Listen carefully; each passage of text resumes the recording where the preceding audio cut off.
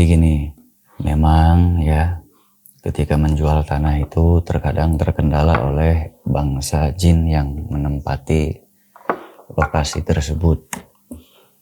Jadi percaya atau nggak percaya, memang bangsa jin itu menempati kebun-kebun, hutan-hutan, sungai-sungai. Bahkan ada juga yang di luar-luar rumah kita. Bahkan rumah kita terkadang diisi oleh bangsa jin ketombe gitu. Kita ada posisi jalan lingkarna apa dia begitu tamu karena temu 15 meter sekarang udah mana teh kieu gambar tanah nanti terus sudah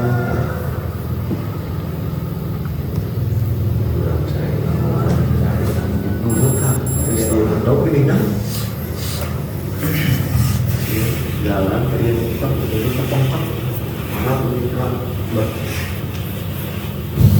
di pinggir tanah eta teh kuranana teh aya patilasan. Memang tadi catat dengan batas gitu. Nah, dan hubungannya apa dengan dijual? Kok nggak laku hubungannya? Terkadang gini, si jin itu tidak mau tempatnya itu yang menurut dia itu adalah tempatnya. Padahal kita itu menjual itu tempat kita di alam dunia, sedangkan mereka adanya di alam jin. Tetapi karena memang jin itu lebih serakah ya, dia merasa bahwa di alam dunia pun itu punya dia gitu. Kenapa? Sebetulnya alasannya mudah. Alasannya karena memang mereka menempati batu-batuan. Dan batu-batuan itu ataupun menempati pohon-pohonan, dan pohon-pohonan tersebut kan adanya di alam manusia. Adanya kan di alam nyata ya, di alam manusia. Nah, sedangkan mereka menempati tempat-tempat yang ada di alam nyata, tetapi dia adanya di alam gaibnya. Jadi di alam nyata berbentuk batu, di alam gaib itu ternyata rumah mereka, kerajaan mereka. Mungkin kerajaan itu di iya.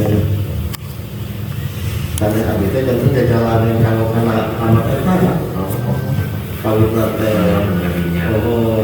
dan yang kalau pisah upami pada sama kali keluar di tengah itu paling wetan mau jalan mereka di jati karena tanya abi kan jalan satu kapal teh datang eta teh sakan rai laka tapi kemudian berlari jadi lucu kayak sasi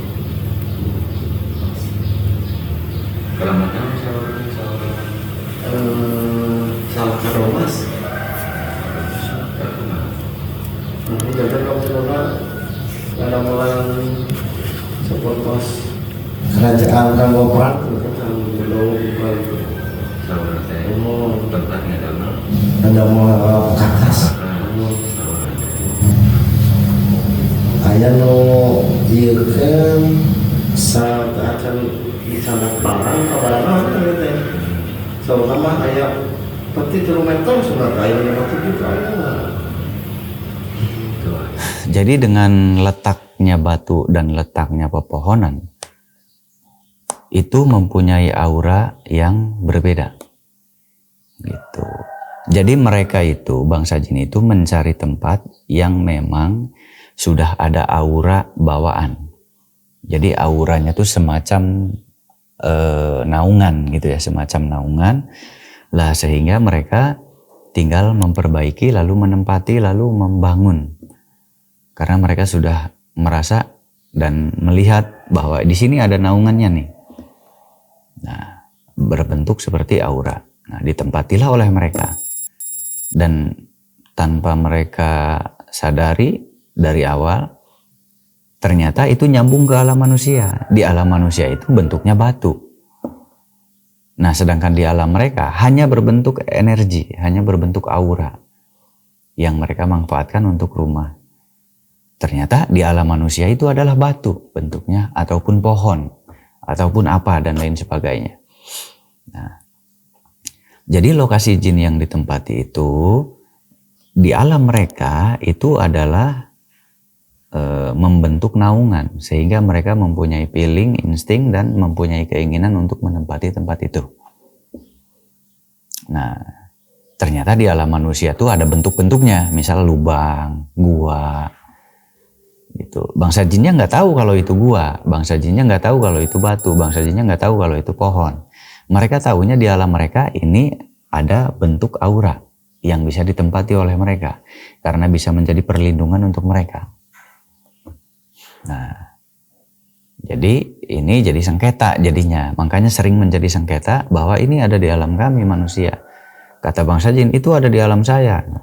Kenapa bisa menjadi sengketa? Karena ada itu tadi.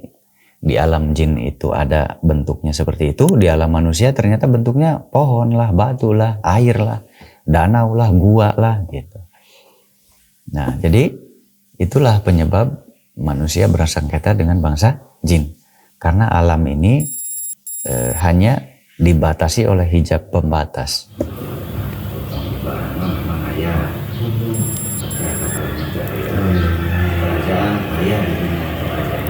Mungkin anu disebut keramat kerajaan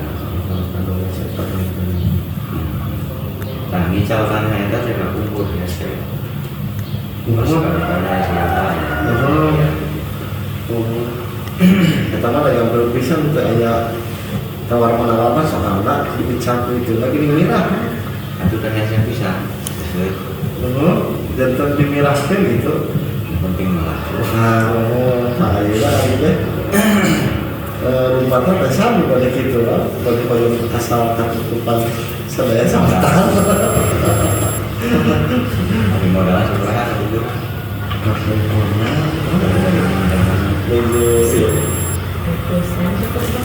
kalau terus perjalanannya saya 200 karena alam ini hanya dibatasi oleh hijab pembatas. Kalau tidak ada hijab pembatas, sebetulnya bangsa jin dan manusia itu berbaur. Berbaur itu sebetulnya. Karena ada hijab pembatas, jadi seolah-olah nggak ada bangsa jin.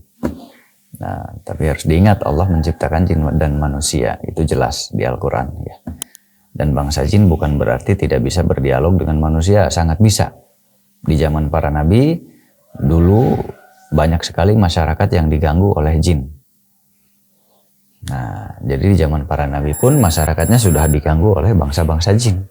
Dan nabi beberapa kali mengobati orang yang terkena sihir, santet, jin, dan lain sebagainya. Itu tandanya bangsa jin itu bisa mengganggu manusia. Sudah ada dari zaman jahiliyahnya. Nabi Muhammad belum ada, ilmu-ilmu bangsa jin itu sudah ada. Nah, makanya ketika ada Nabi Muhammad itu ada ilmu ruqyah. Gitu, dan di ruqyah dikasih air diminumkan.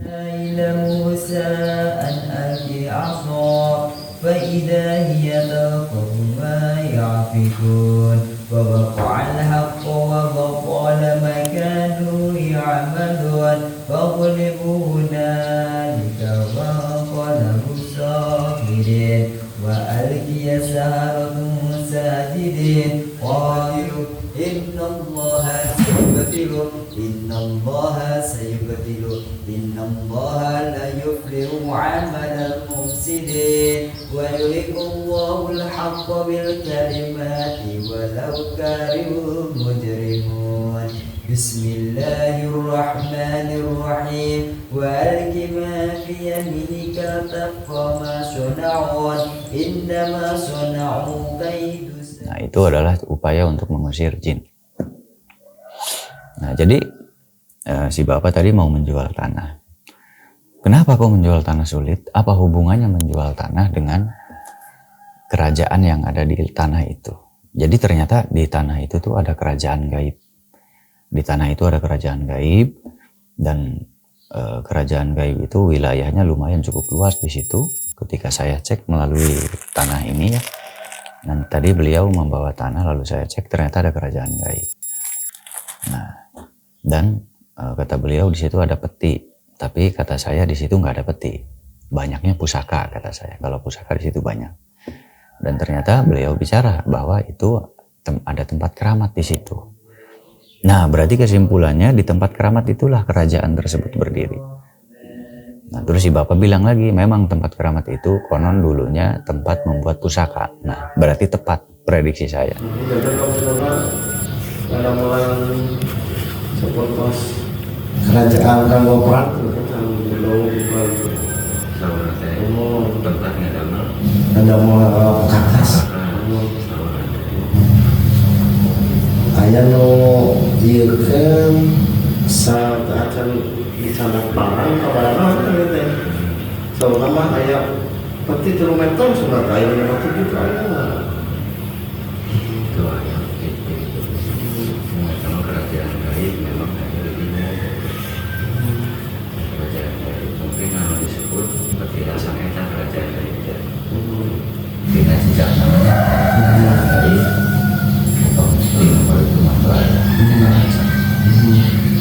Iya. versi Mau beda di masa 10 orang itu nama sih 8 orang teh jadi gitu. Itu mata kami hidup teh menjadi pasien petunjuk kanggo ngalah gitu. Wah. kalau kerajaan gaib itu memang berisiko namanya tempat baru orang baik masih pati ya ada kesan kerajaan kali pati nah kali cuma kerajaan Kata saya juga harta karun nggak ada di situ Pak, adanya pusaka banyak. Nah, akhirnya bicaralah ini si Mbak sama si bapaknya bahwa memang katanya dulunya tempat membuat pusaka kerajaan. Ya udah berarti akurat. Dan saran saya kalau memang mau dijual lepas itu harus dipindah, itu berat sekali. Jadi kerajaan itu harus dipindahkan. Kita antara perang atau damai. Kalau damai kita dengan perjanjian kita siapkan tempat baru. Nah, kalau mereka marah nolak ya perang jadinya. Jadi resikonya berat.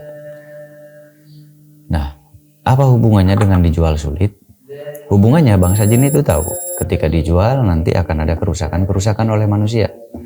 Sehingga mereka marah melawan dan berupaya untuk menggagalkan transaksi jual beli. Dan akhirnya bilang si bapak itu bahwa pernah di DP uang, jadi pernah di DP uang oleh PT mau dibuat pabrik. Nah, udah dikasih DP, tiba-tiba nggak jadi, batal. Kenapa nggak jadi? Katanya begini, bosnya itu didatangi oleh bangsa jin, mimpi. Bosnya bermimpi dari kebun itu didatangi bangsa jin, diancam mau dibunuh. Nah, akhirnya bosnya takut, lalu DP-nya diambil lagi, nggak jadi. Nah, jadi itu upaya-upaya jin menggagalkan transaksi jual beli. Jadi menggagalkan transaksi jual beli itu tapi belum tentu kerajaan jin ada di rumah kita, belum tentu. Banyak faktor lain ya. Bisa saja dikirim oleh manusia yang iri supaya dagangan nggak laku, bisa. Bisa dikirim oleh manusia yang saingan kita, bisa saja. Atau yang alaminya bangsa jinnya memang sudah ada di situ lalu neror. Nah kalau yang ini kejadiannya ya, yang ini kejadian itu sudah di DP katanya. Pas gitu tiba-tiba yang nge-DP-nya tuh mimpi, diancam sama jin itu, lalu akhirnya takut. Karena takut ya nggak jadi dijual, DP-nya diambil lagi. Dan itu sudah beberapa kali terjadi, bukan sekali.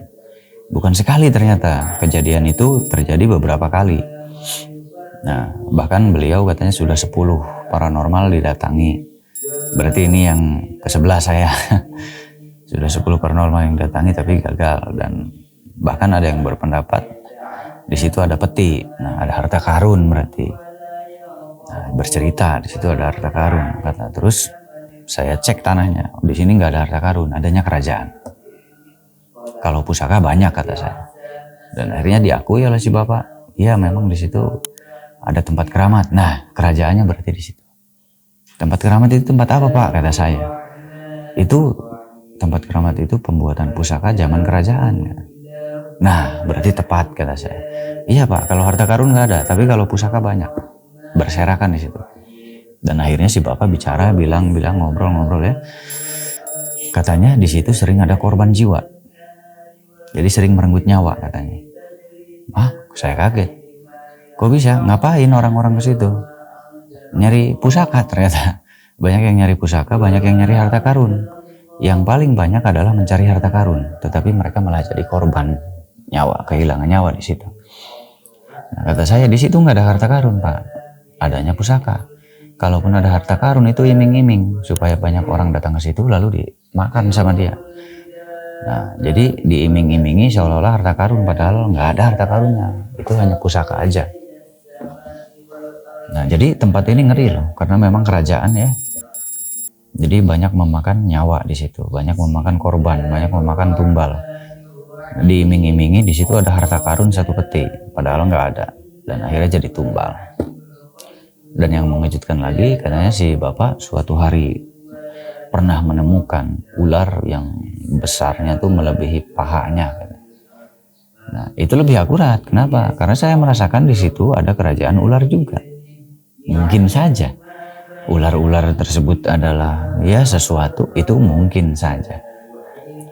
Nah, jadi itu bisa pengaruh ke penjualan, sangat bisa, karena bangsa jin tidak mau tempatnya dirusak. Karena mereka sudah merasa nyaman dan gak mau diberisikin, gitu ya. Itu alasannya kenapa kalau kita menjual tanah, kebun, hutan, pabrik dan lain-lain itu sulit. Karena kenapa sulit?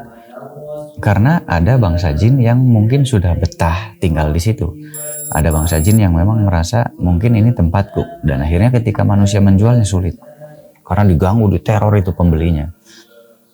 Nah, itu saran saya ketika saudara mau menjual rumah, datangi orang-orang yang paham, doakan supaya lancar penjualannya ya. Terima kasih.